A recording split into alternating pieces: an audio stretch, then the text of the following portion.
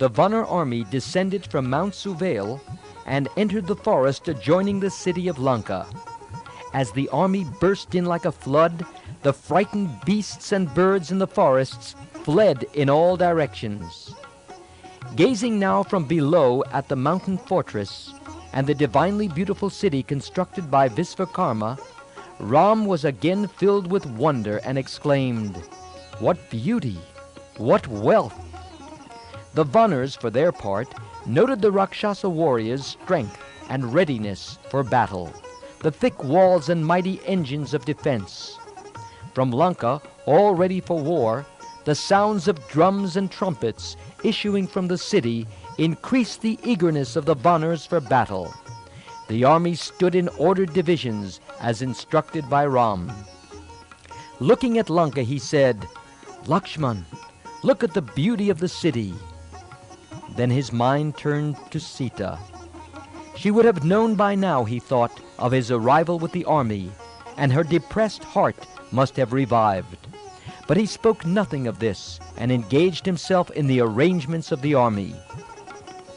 Suddenly, and without any noise or warning to anyone, Sugriv sprang up into the sky and alighted on the terrace on top of the tower of Lanka. There he saw Ravan seated, clad in red royal robes, like a thick black cloud seen in the red evening sky. His scar, caused by the tusk of Indra's elephant, shone like a crescent moon on his chest. Sugriv cried out, "Ravan, you are caught. I am a friend and servant of Ram. This is your last day." And he sprang on him, knocked off his crown, and gave him a mighty blow. The two wrestled together for a long time. Both were experts in wrestling. All the tricks of that science were tried by each. Ravan was at the end of his resources, and so he discarded wrestling and took to magic. Sugriv, seeing this, disentangled himself and sprang back to where Ram was.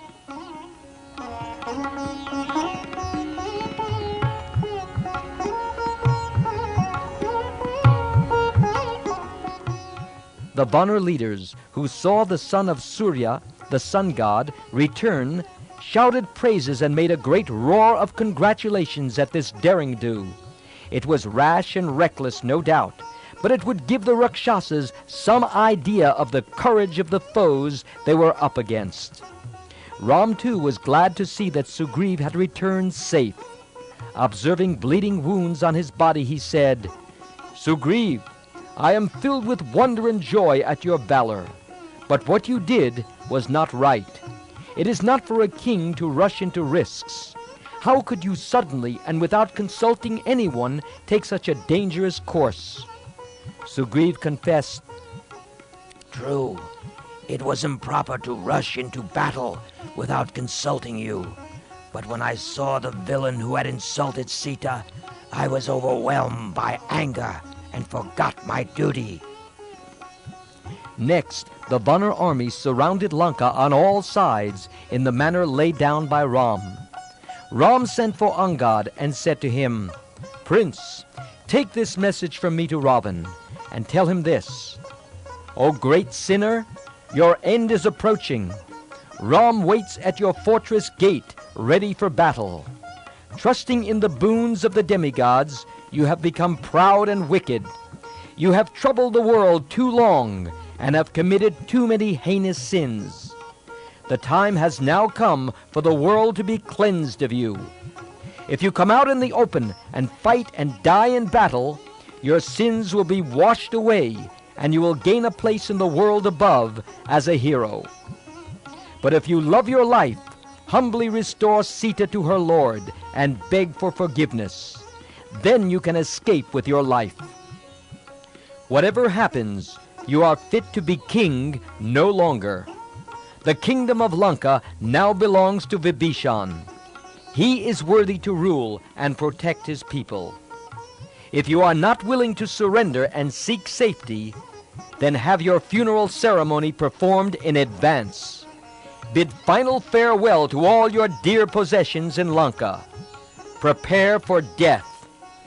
Now come out and meet Ram in battle." Go, Angad, and deliver this message to Ravan.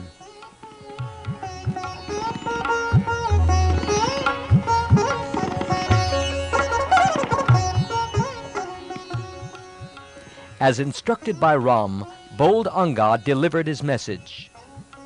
Listen, Ravan, I am the son of Bali, whom you no doubt remember. I have come as Ram's messenger. The time for your liberation from sin has come.